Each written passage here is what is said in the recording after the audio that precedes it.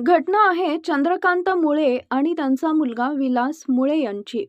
ठिकाण होतं महाराष्ट्रातील बीड जिल्हा, तालुका केज आणि गाव होतं दैठण. हे एक साधं सुधं खेडेगाव जिथं रोजचं आयुष्य शेतीभातीभोवती फिरतं आणि गावातली माणसं एकमेकांना नावानिशी ओळखतात. याच गावात राहत होतं मुळे कुटुंब. घरचा करता पुरुष होता चंद्रकांत मुळे, वय अंदाजे 60च्या आसपास, आणि त्यांची पत्नी गयाबाई मुळे. या दोघांचा मुलगा विलास मुळे, वय 38 वर्ष. साधं शेतकरी कुटुंब. गावात कुणाशी फारसं वैर नाही. कुटुंबात सर्व काही सुरळीत सुरू होतं. पण या दरम्यान एका पहाटे गावातल्या स्मशानभूमीकडे जाणाऱ्या रस्त्याच्या कडेला एक मृतदेह सापडला. ओळख पटली, तो होता विलास मुळे याचाच मृतदेह. डोक्याला जबर मार लागलेला, जागच्या जागी मृत्यू झाल्याचं स्पष्ट दिसत होतं. बातमी वाऱ्यासारखी गावभर पसरली. लोक जमा झाले. पोलिसांना कळवण्यात आलं आणि काही वेळातच पोलीस घटनास्थळी दाखल झाले. पण या खुनामागचं कारण काय? हे मारेकरी कोण? याचा काहीच सुगावा सुरुवातीला कुणालाच लागत नव्हता. पोलिसांनी परिसराची पाहणी सुरू केली, पंचनामा करायला घेतला. पण एक गोष्ट लगेच खटकणारी होती, ती म्हणजे घरातल्या कुणाच्याही चेहऱ्यावर अपेक्षित दुःखाची छटा दिसत नव्हती. मुलाचा मृतदेह पडलेला असताना घरचे लोक विचित्र शांत होते. कुणी रडत नव्हतं, कुणी हंबरडा फोडत नव्हतं.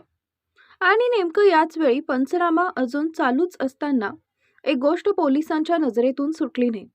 मृत विलासचे वडील चंद्रकांत मुळे हे घटनास्थळावर फार वेळ न थांबता तिथून निघून गेले होते. काही वेळानं गावातल्याच एका हॉटेलमध्ये ते बसलेले दिसले आणि तिथं आरामात नाश्ता करत होते.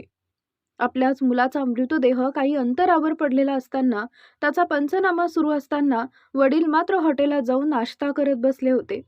ही गोष्ट पाहणाऱ्या प्रत्येकालाच विचित्र वाटली. पोलिसांच्या ही बाब लक्षात आली, पण त्यांनी त्या क्षणी कुठलीही प्रतिक्रिया दिली नाही. कसलाही संशय चेहऱ्यावर येऊ दिला नाही. मात्र आतल्या आत त्यांच्या मनात एक शंकेची पाल चुकचुकली होती. गावात चौकशी सुरू झाली तेव्हा हळूहळू विलासबद्दलची माहिती समोर येऊ लागली. विलास हा गेल्या अनेक वर्षांपासून दारूच्या आहारी गेलेला होता. तो कुठलंच काम करत नसे. दिवसभर नशेतच राहायचा. घरातल्या म्हाताऱ्या आई वडिलांकडून रोज दारूसाठी पैसे मागायचा. पैसे नाही दिलं तर घरातली एखादी वस्तू विकून टाकायचा आणि त्या पैशातून दारू विकत घ्यायचा.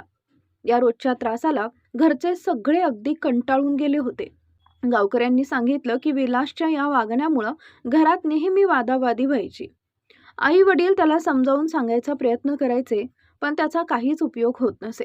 दारूच्या नशेत तो कधी कधी घरच्यांशी उद्धटपणे वागायचा, त्यांना त्रास द्यायचा.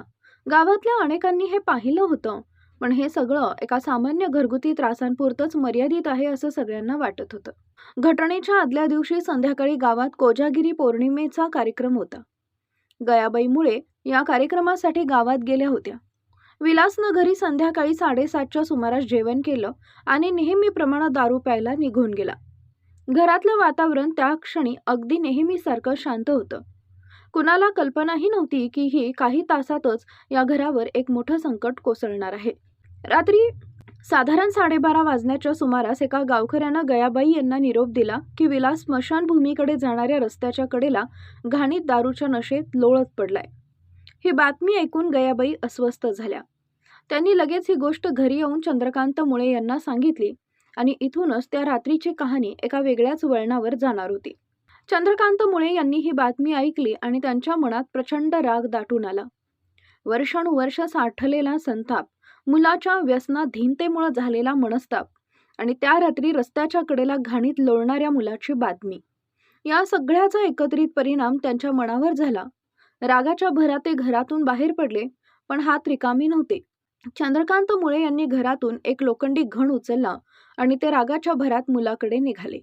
जिथं विलास दारूच्या नशेत बेभान पडला होता तिथं ते पोहोचले आणि पुढच्या क्षणी जे घडलं ते या कुटुंबाचं आयुष्य कायमचं बदलून टाकणारं ठरलं.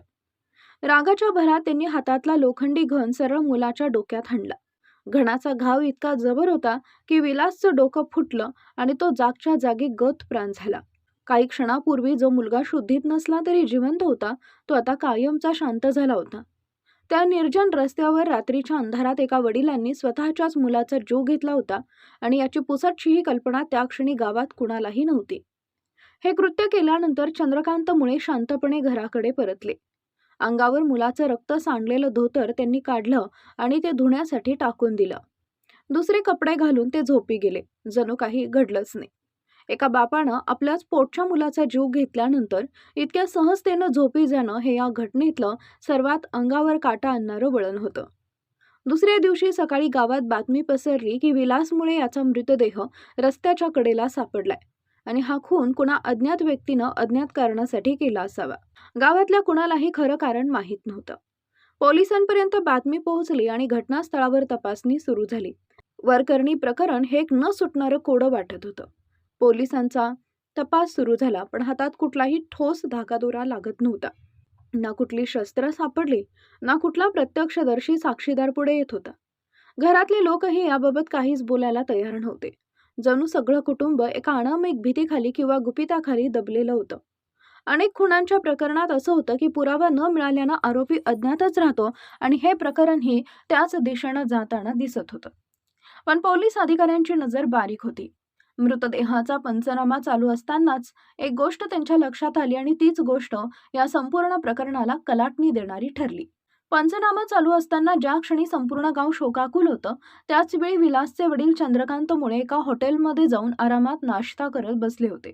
आपलाच मुलाचा मृतदेह समोर पडलेला असताना, पंचनामा सुरू असताना एक बाप बिनधास्तपणे हॉटेलात जाऊन नाश्ता करतो, ही गोष्ट पोलिसांच्या अनुभवी नजरेला खटकल्याशिवाय राहिली नाही.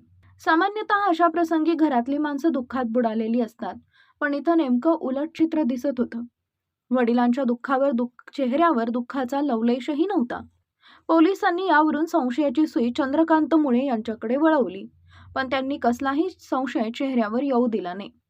अंत्यविधीचे सर्व सोपस्कार शांतपणे पार पडू दिले आणि अंत्यसंस्कार आटोपताच पोलिसांनी चंद्रकांत मुळे यांना ताब्यात घेतलं. या क्षणापर्यंत गावातल्या कुणालाही कल्पना नव्हती की खुनी दुसरा तिसरा कुणी नसून खुद्द मृताचा बाप आहे. पोलिसांनी चंद्रकांत मुळे यांची कसून चौकशी सुरू केली. सुरुवातीला ते गप्प राहिले, पण पोलिसांच्या तपासणीसमोर फार काळ टिकाव धरू शकले नाहीत. अखेर त्यांनी आपला गुन्हा कबूल केला आणि रात्री नेमकं काय घडले याची इत्थंभूत माहिती दिली. मुलाच्या व्यसनाला कंटाळून रागाच्या भरात स्वतःच्याच हातांनी आपल्या मुलाचा जीव घेतल्याचं त्यांनी मान्य केलं. या धक्कादायक कबुलीनंतर मृत विलास मुळे याची आई गयाबाई मुळे यांच्या फिर्यादीवरून खुनाचा गुन्हा दाखल करण्यात आला. आरोपी चंद्रकांत मुळे यांना पोलिसांनी अटक केली आणि न्यायालयानं त्यांना 4 दिवसांची पोलीस कोठडी सुनावली. एका दारूच्या व्यसनानं उद्ध्वस्त झालेल्या मुलाचा शेवट आणि त्याच मुलाच्या मृत्यूला जबाबदार ठरलेला त्याचाच जन्मदाता बाप, अशी ही कहाणी बीडच्या केज तालुक्यातील दैठणा गावातून घडून गेली.